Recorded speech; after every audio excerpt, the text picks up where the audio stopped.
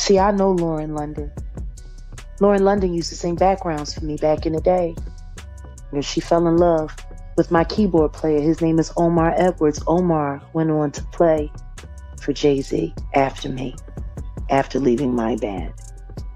Omar Edwards got Lauren London on to American Idol, which put her in position to meet Nipsey, and then she dumped Omar, who loved her madly, for Nipsey out of nowhere. Jaguar Wright has claimed for many years that Lauren London entered Nipsey Hussle's life in a way similar to how Faith Evans was once connected to the Notorious B.I.G. Recently, those comments have resurfaced, and public discussion around Nipsey's death has grown louder. More people are now revisiting old statements and asking uncomfortable questions, even though clear answers remain out of reach. The conversation picked up again after a recent documentary linked to 50 Cent. Some viewers believe the film hints at hidden conflicts involving Nipsey's longtime partner, Lauren London, who is also the mother of his child. Nothing is directly stated as fact, yet many fans feel the suggestions are subtle but intentional. Social media users have since been sharing theories, trying to piece together meaning from small details. This is not the first time Lauren's name has appeared in major industry rumors. Both Jaguar Wright and Wack 100 have mentioned her publicly before, questioning why she often comes up during discussions about larger entertainment controversies. Some online posts have even connected her name to conversations surrounding the P.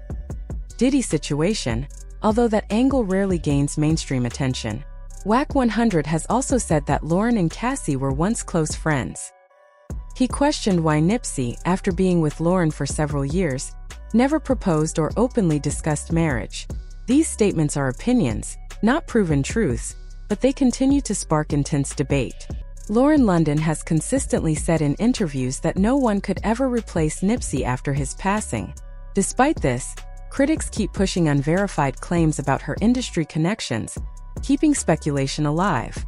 Wack 100 has further alleged that Cassie, who admitted to organizing parties for Diddy in the past, introduced Lauren to that same social circle. According to him, those events included celebrities, models, and insiders, which only added fuel to ongoing rumors. He finna let people know he was hitting Nip baby mama. You see it's coming out.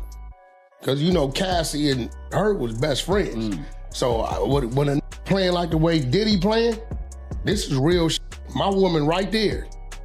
My woman's right there. Everybody in the industry that we like. If I tell my woman... That I don't disagree with. Listen, listen, you think if Diddy told Cassie, make that happen with Laura, it wasn't gonna happen? Many people online believe this situation follows a pattern that Diddy allegedly used before, especially with Young Miami.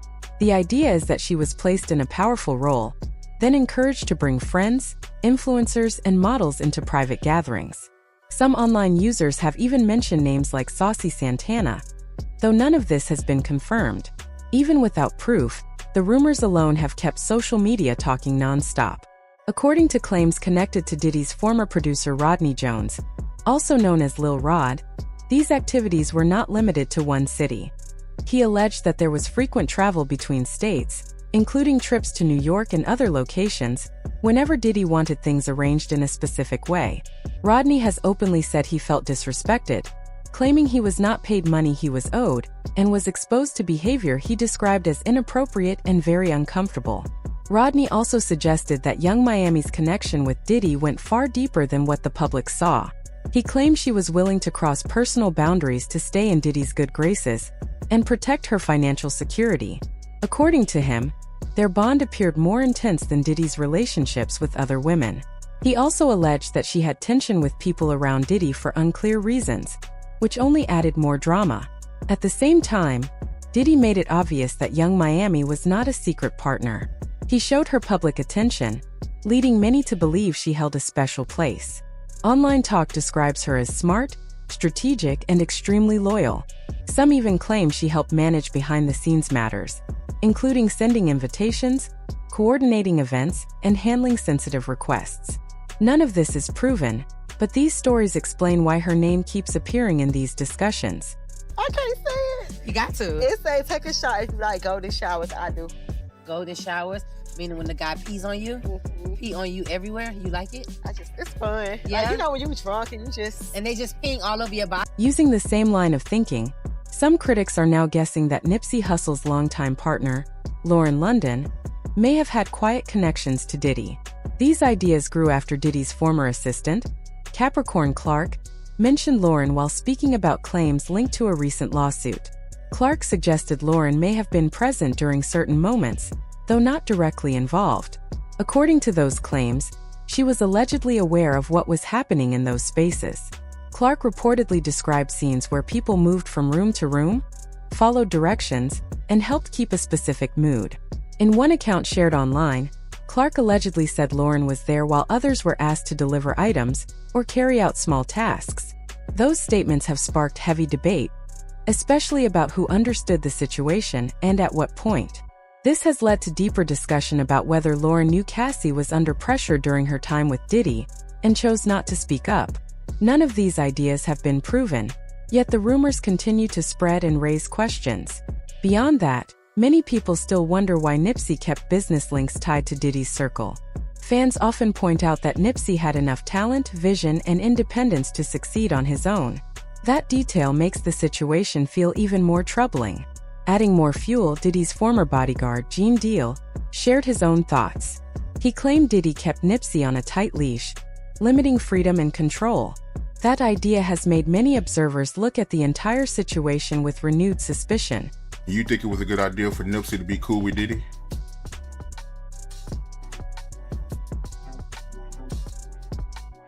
I really can't speak on what and the reason why that man would, when he was already doing a great job himself with the team that he had. But somebody convinced him that that would be a good look for him. But, no disrespect, he got what he asked for. After Victory Lap changed the music scene, people began whispering that when Nipsey tried to break free, everything suddenly turned darker. What really does make sense is that Diddy has had a long career of using to trap into making them do what he wants to do or using them to move them out the way. How is Faith Evans any different than Lauren London? How?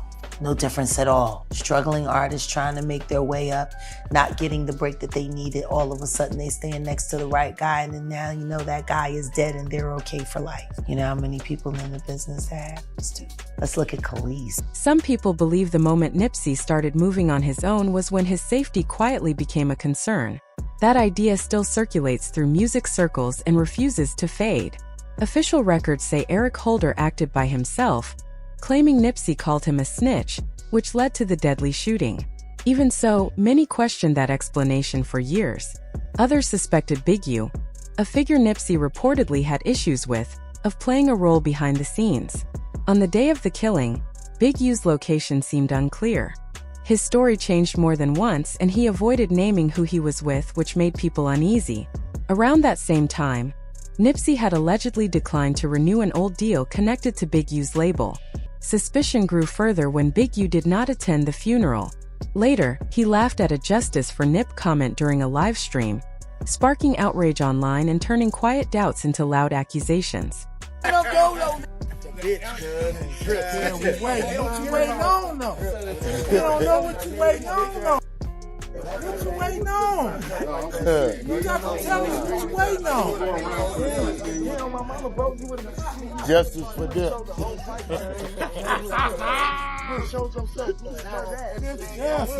Your boy would have been there like, yeah. You my mama, bro, I swear to God, everybody that was doing this shit. You did. You did. Months later, Loose Cannon made a shocking claim during an interview on the No Jumper podcast. He said Big U called him and claimed Nipsey had already been killed almost 30 minutes before it officially happened. The clip spread quickly, stirred strong reactions, and angered Big U. Soon after, he reportedly sent Adam 22 a cease and desist letter demanding the episode be removed.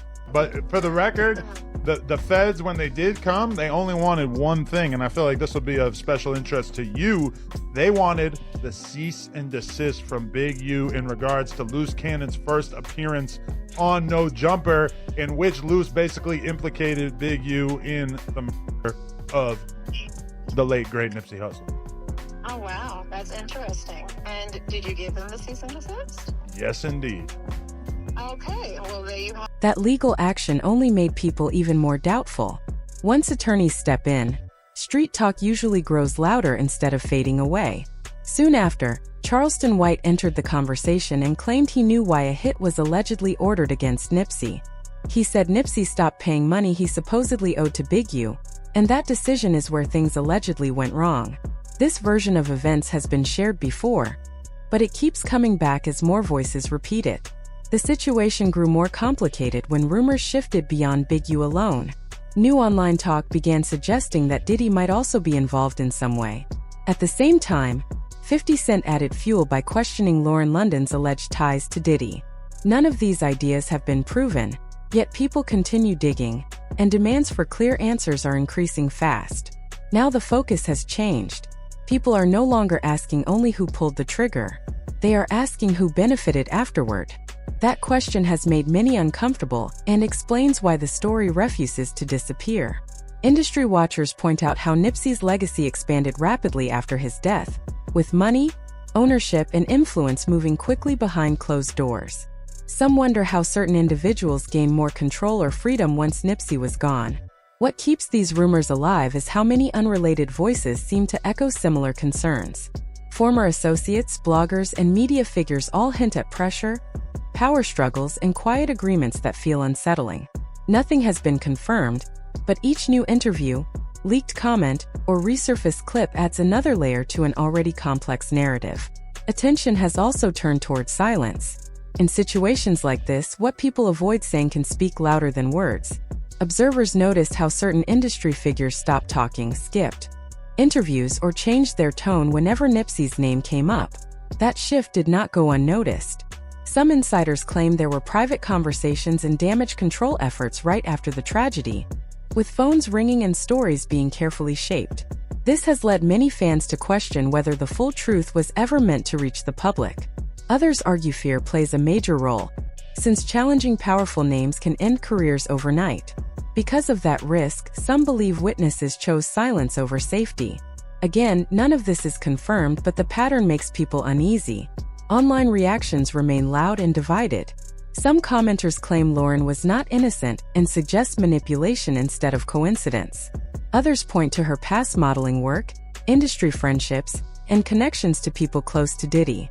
A few go even further, making bold accusations without proof. These opinions reflect how intense the debate has become. So now the question is yours. Do you believe there is any truth to these behind-the-scenes claims? Or do you think the rumors have gone too far?